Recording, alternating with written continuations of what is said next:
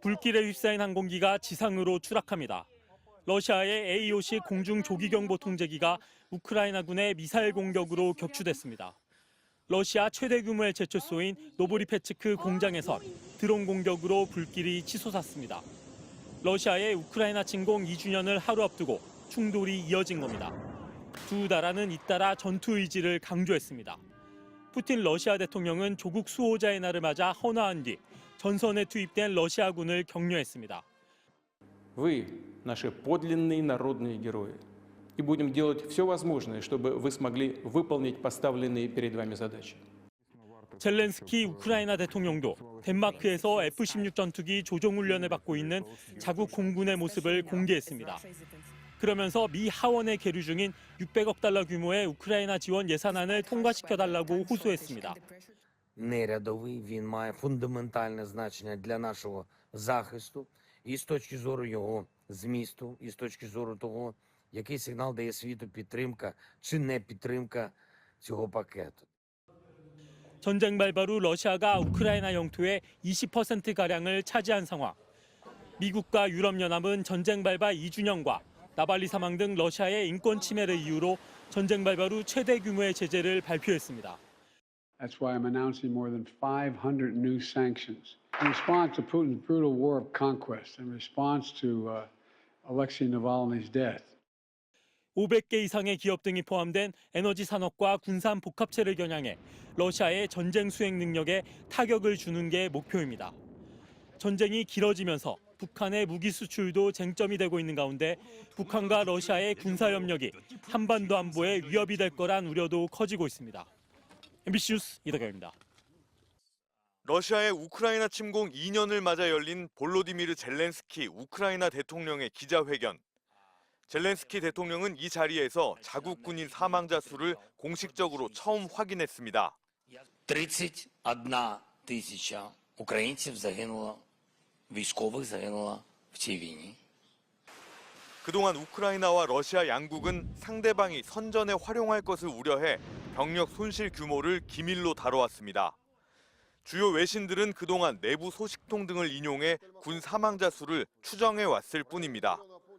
다만 젤렌스키 대통령이 이번에 직접 밝힌 군 사망자 수는 서방이 추정하는 규모와는 큰 차이를 보였습니다. 영국 시사 주간지 이코노미스트는 지난해 11월 미국 관리들을 인용해 최소 7만 명 사망, 12만 명 부상으로 추정한다고 보도했습니다. 미국 뉴욕타임즈 역시 지난해 러시아군 사상자는 30만 명, 우크라이나군 사상자는 20만 명에 이르렀다고 전한 바 있습니다. 젤렌스키 대통령은 미국 의회에 추가 지원을 강력하게 요청하는 등 승리를 위해 서방의 지원이 반드시 필요하다고 강조했습니다. Чи Україна програє, і чи буде нам дуже-дуже складно, і чи буде велика кількість жертв, залежить від вас.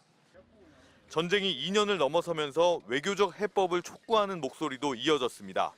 교황은 주일 3종 기도를 주례한 자리에서 평화를 위한 외교적 해결의 여건을 조성할 작은 인류애가 회복되기를 간청한다고 강조했습니다. MBC 뉴스 조국현입니다. 우크라이나가 공개한 미사일 파편 사진입니다. 사람 몸통만한 크기의 철판으로 우크라이나는 이 파편이 북한의 탄도미사일 화성 11형이라고 주장했습니다. 그러면서 러시아가 지난해 12월부터 화성 11형 20여 발을 발사해 다수의 사상자가 발생했다고 전했습니다. Унаслідок ворожих прильотів загинули щонайменше 24 мирні жителі, ще більше 100 цивільних отримали тяжкі поранення. Серед іншого, встановлюються логістичні маршрути постачання озброєння КНДР на територію Росії. 화성 11형은 이른바 독사로 불리는 고체 연료 단거리 탄도미사일입니다. 구소련제 미사일을 개량한 것으로 최대 사거리는 170km에 달합니다. 이 같은 우크라이나 주장에 따라 주요 7개국 정상들은 이번 주말 북한을 규탄하는 공동 성명을 발표할 예정입니다.